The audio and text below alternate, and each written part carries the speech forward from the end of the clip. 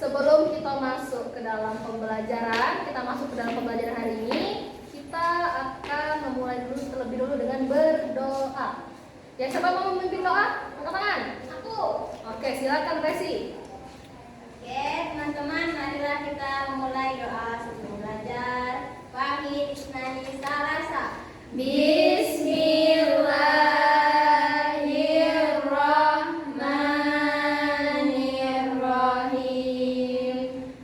Rabbi sholli sodari wa yassirli amri wahlul uqdatam min lisani yafqahu qawli. Rabbi zidni ilma warzuqni fahma. Amin. Amin ya Rabbal Alamin. Baik, sebelum Ibu masuk ke materi kita selanjutnya, Ibu absen dulu ya. Nah, angkat tangannya, jangan angkat kaki, angkat tangan ya. Oke. Bintang Maharani, Hadir. Resi Munawaro. Hadir. Resi ini lo udah masuk kemarin ya? 2 hari udah masuk. Iya, Mana Bu. Resi? Izin ikut keluarga. Ikut keluarga. Yona, Hadir, Bu. nah, Dinda, Hadir. Bedul. Oke, hadir semua yang terakhir Bedul ya. Oke. Minggu kemarin kita sudah mempelajari materi apa? Ada yang masih ingat? Bab sebelumnya? Ayo dibuka dulu bukunya. Ya, boleh.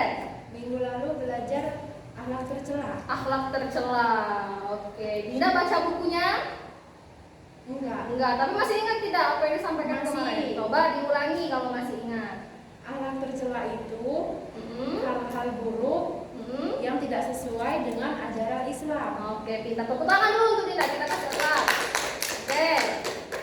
Jadi benar ya anak-anak, minggu kemarin kita sudah mempelajari tentang akhlak tercela dan juga itu merupakan salah satu sifat buruk yang tidak boleh dimiliki oleh manusia. Nah, hari ini kita akan langsung masuk ke materi selanjutnya. Ada yang tahu materi hari ini apa? Tidak tahu. Akhlak terpuji. Salah, buka dulu bukunya itu. Ayo dibuka bukunya. Materi kita apa? Ghibah. Tentang ghibah dan tabayun.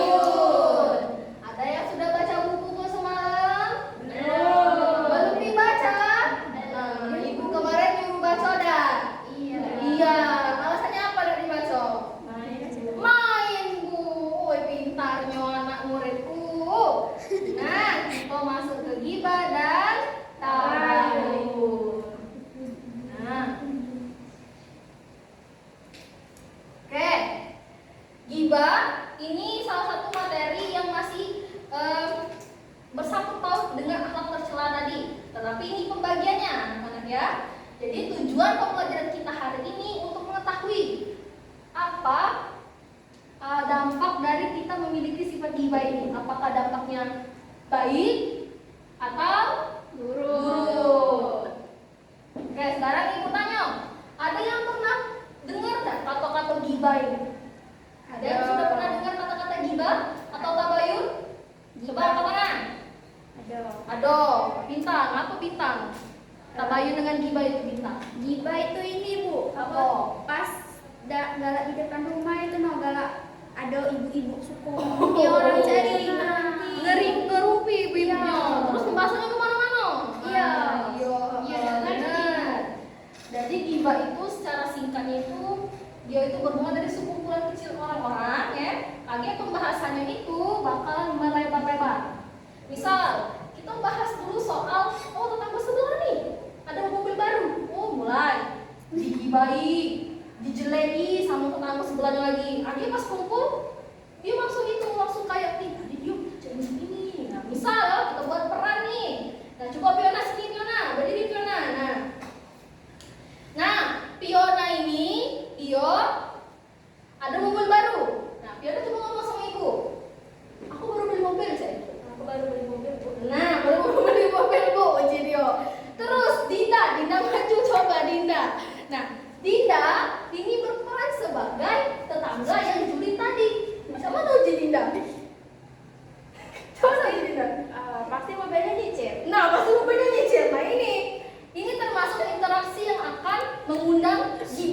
Jadi Dinda ngomong sama ibu, jatuhnya Dinda sudah menjelek-jelekan Fiona. Jadi seperti itu contoh. Terima kasih ya. Nah, untuk itu anak-anak semua, jadi perlu diingat, sekecil apapun omongan kalian yang buruk itu akan menjalar ke hal yang bernama ghibah. Apalagi kalau kita menyebarkannya ke orang lain. Siapa di sini yang pernah ghibah?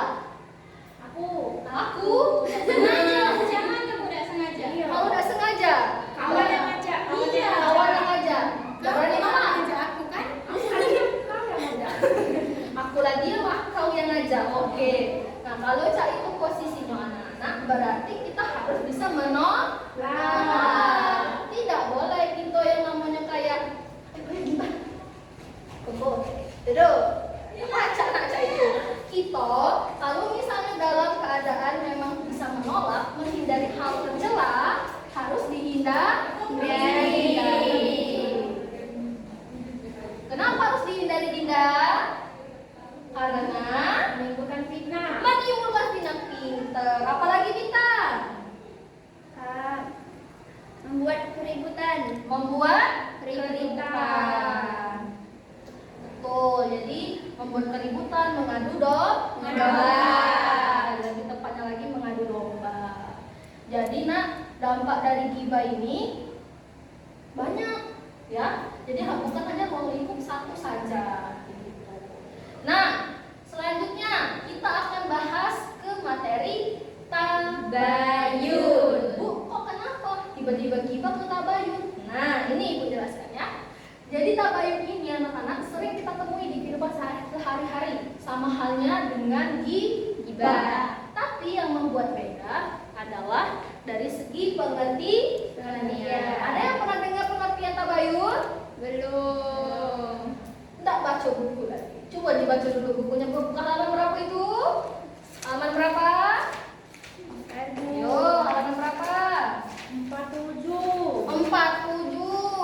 Tunggu Bu, belum. Belum. Ketahuan tidak dibaca bukunya semalam yo. Dan dibaca itu bukunya, makanya tidak tahu. Sabar Bu, iya Ibu sabar nak. Iya.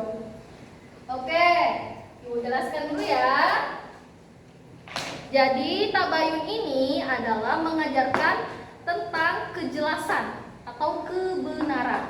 Kalian kalau sederhananya seperti ini anak-anak.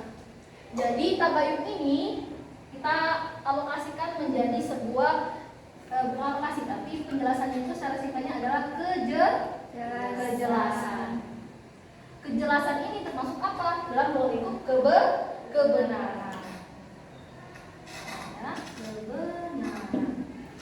Tabayun, kenapa bisa dikatakan ada di kehidupan sehari-hari? Ada yang tahu? Dibuka bukunya sayangku, ya Allah, ini anak-anak tidak baca buku galau, ini baca apa pas di rumah yuk? Iya Bu, jujur, iya Masya Allah, pinternya. Jadi termasuk kebenaran, kejelasan kebenaran ini yang sering terjadi dalam ruang lingkupnya adalah tentang hoax. Pernah dengar kata hoax? Ada. Nah, coba siapa di sini yang pernah ngalamin hoax? Ayo. Pernah. Coba Dinda. Di Facebook. Di Facebook. Gimana ceritanya bisa kena hoax Facebook, Dinda? Gimana? Jangan ketawa dulu. Nah, ini gimana ya? Teman-teman pasti mau dengerin juga kan? Iya. Katanya Bu, katanya kalau nggak mulai nggak masuk surga. Nggak masuk surga. Iya ya. Jadi kamu mulai? Iya. Semua postingannya kamu mulai? Aku share biar bisa request surga Firdaus. Oke, baik. Ada lagi selain Dinda? Resi ada? Enggak ada. Enggak ada. Fiona? Enggak ada. Betul? Main HP. Betul main HP.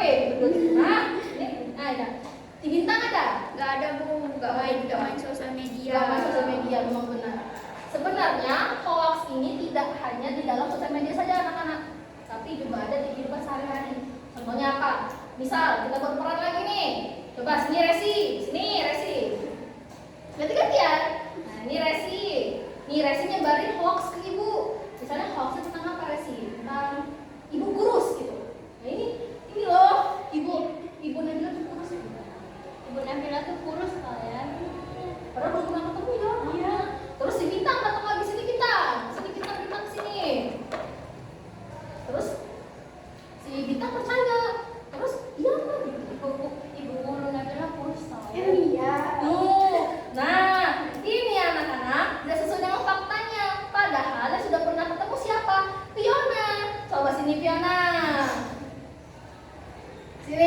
Fiona pernah ketemu nih ceritanya sama Bu Nabila, terus Fiona kasih penjelasan ke Bintang. Kalau Ibu Nabila itu gendut loh. Kamu nah, tahu dari mana ibu itu gendut? Aku pernah bertemu sama ibu itu. Loh, kalau gitu kenapa Resi kayak bilang dia kurus? nah berarti ini hoax. Jadi inilah anak contoh sederhana yang terjadinya hoax. Oke, silakan. Terima kasih anak-anakku. Jadi ada dua contoh ya, hoax dan di dalam sosial media itu seperti yang kalian lihat tadi. Ada juga hoax penipuan. Penipuan seperti apa? Apa? Aduh, Nadia ini pintar sekali ya. Yang lain juga pintar semua. Oke, tapi anak-anak, hoax ini dan apa bisa kita hindari. Bisa cara menghindari bagaimana? Kita harus pintar-pintar menggali informasi ya. Jangan mudah percaya, jangan mudah terprovokasi. Kenapa? Karena pada dasarnya hoax itu terjadi karena diri kita kadang masih lalai, kadang masih malas untuk mencari sebuah kebenaran. Kita hanya memanfaatkan kebenaran sebelah mata, seperti tadi yang pernah tadi. Tadi Rasi bilang ibu Nabila gendut, padahal ibu Nabila kurus, padahal aslinya gendut. Itu hoax, tapi berkendak menghina sebenarnya. Tapi nggak apa-apa ya, karena itu contoh saja. Ya. Nah, sampai sini paham? Ada yang ingin ditanyakan sebelum kita masuk ke bagian diskusinya? Mau. Boleh. Gini Bu, misalnya kita kan mau ngindarin gibah kan, Ibu bilang kan ngindarin gibah. Ya. Tapi karena teman kita semuanya suka gibah nih, Hmm. gitu. Jadi karena kita nggak mau ikut gibah, kita jadi sendirian. Itu gimana Bu? Kita kan jadinya nggak punya teman. Ya, kamu dimusuhin. Iya, karena nggak ikut mereka ngobrol gibah gitu. Padahal kita mau baik tuh, mau ngindarin, tapi malah jadi nggak punya teman. Gimana coba? Oke. Pertanyaannya bagus ya.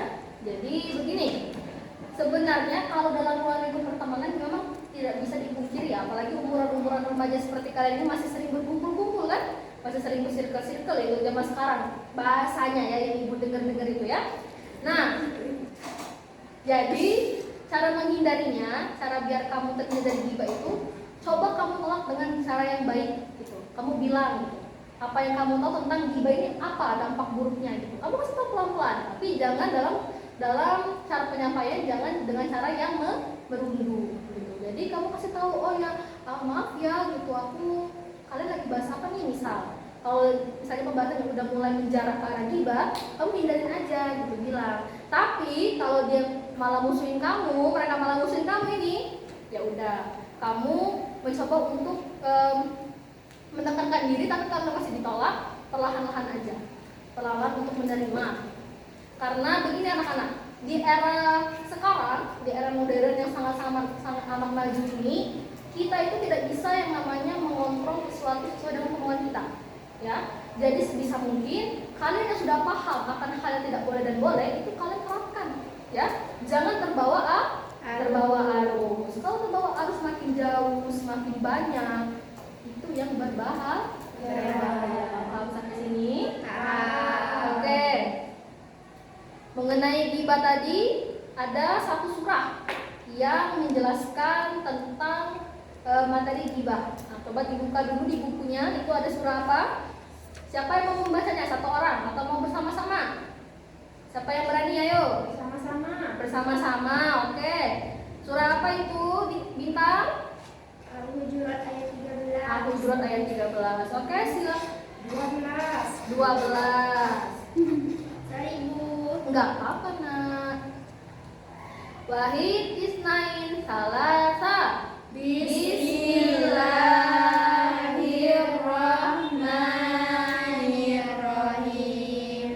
Ya ayyuhalladzina amanu jtanibu katsiran minaz zanni inna ba'daz zanni ismu wa la tajassasu wa la yaghtab ba'dukum ba'da ayyuhibbu ahadukum ayya ya'kula lahma akhihi maitan fakarihtum wattaqullah innallaha tawwabur rahim. Shadaqallahul azim. Satu orang membacakan artinya. Ayo, siapa yang mau? Saya. Silakan Dinda. Wahai manusia, sesungguhnya kami telah menciptakan kamu dari seorang laki-laki dan perempuan. Kemudian kami menjadikan Salah tidak? Coba dilihat lagi. Salah. Makanya 12. oke, enggak Wahai apa-apa. orang-orang beriman, jauhilah banyak prasangka. Sesungguhnya sebagian prasangka itu dosa. Janganlah mencari-cari kesalahan orang lain dan janganlah ada di antara kamu yang menggunjing sebagian yang lain. Apakah ada di antara kamu yang suka memakan daging saudaranya yang sudah mati? Tentu kamu merasa jijik. Bertakwalah kepada Allah, sesungguhnya Allah Maha Penerima Taubat lagi Maha Penyayang. Oke, Masya Allah. Tepuk tangan dulu. Jadi anak-anak, dari surat Al-Hujurat ayat 12 ini dapat kita ambil hikmahnya ya, bahwasannya ghibah ini merupakan perbuatan terkeji. Maka dalam Al-Quran pun dijelaskan gitu kan, seperti memakan daging saudara sendiri. Itu kalau misalnya kalian bayangkan, pasti kan jijik kan ya. Nah, itu mengapa ghibah ini sangat dilarang anak-anak. Terus juga ghibah ini merupakan perbuatan yang paling sering dilakukan, tapi orang kebanyakan tidak mau berubah. Itulah mengapa kita yang tahu akan dampak buruknya, kita yang mengingatkan. Paham sampai sini? Paham. Oke, untuk itu masih ada kelas lagi setelah ini? Istirahat dulu, Bu. Istirahat dulu. Oke, kalau begitu di sini Ibu akan coba untuk memberikan kalian sedikit tugas kelompok ya. Jadi akan Ibu bagi dua-dua, Fiona dan siapa? Resi, Dinda dan Dinta. Tugasnya cukup mudah anak-anak bagi Ibu. Bagi kalian juga mudah. Bu, ya. Si Bedul nggak diajak kah? Bedul ketiduran itu bedulnya. Bangunkan dulu cepat, bangunkan dulu. Nah, bedul. Nakal sekali itu ya. Sudah Tadi dia bangunkan. jailin aku, Bu. Jalan gimana? Dia ini kayak saya. Coba. Oke, anak-anak. Ya udah, nanti kita tegur ya bedulnya ya. Oke, untuk kasus yang akan kalian bahas yaitu mengenai ghibah dan tabayun. Nah, tapi kali ini kita akan ngambil tentang kasus yang ghibahnya saja. Nah, Ibu akan menjelaskan bagaimana tanggapan kalian. Jadi kalian ini berdiskusi, Ibu akan menceritakan satu kasus, ya. Jadi ada seorang anak yang bernama Nina. Dia menceritakan kebiasaan buruk dari yang bernama temannya Ara. Kebiasaan buruk Ara adalah suka ngorok di malam hari. Sedangkan itu termasuk aib kan? Nah, bagaimana tanggapan kalian? Sebagai kelompok, tulis di kertas, kumpulkan di Ibu, nanti kita akan bahas. Silakan. Kita sama ya, waktunya 5 menit dari sekarang. Oke, Bu. Ya, semangat ya. Baik anak-anak, 5 menit sudah berlalu dan ini juga kayaknya dan Ibu udah habis ya? Iya, Ya, Bu. silakan ya. Iya. Oke, kalau begitu kumpulkan tugasnya, minggu depan baru kalian presentasikan. Satu orang mengumpulkan. Ada yang belum kelompoknya? Yang belakang? Sudah. Sudah semua. Ya sudah, dan dikumpulkan dulu ke Ibu sini. Sini. Ibu lihat dulu tugasnya ya. Oke, minggu depan kita akan bahas di depan kelas dan dipersiapkan ya. Oke. Tapi sebelum itu Ibu akan menyimpulkan dulu materi hari ini. Jadi kesimpulannya, ada yang bisa menyimpulkan? Nggak bisa. Kalian semua karena nggak baca bukunya. Baik, jadi Ibu akan menyimpulkan bahwasanya ghibah itu adalah hal yang tercela dan tidak boleh dilakukan. Kalau tabayun yaitu tentang kejelasan atau kebenaran. Jadi harus memberikan informasi yang sejelas-jelasnya, yang sebenarnya. Baiklah, mungkin ini saja yang dapat Ibu sampaikan hari ini. Terima kasih untuk kalian semua yang sudah mendengarkan dan sudah aktif. Semoga nilai kalian semester ini besar ya. Siapkan juga untuk ulangan ya. Ibu akhiri. Wassalamualaikum warahmatullahi wabarakatuh. Waalaikumsalam.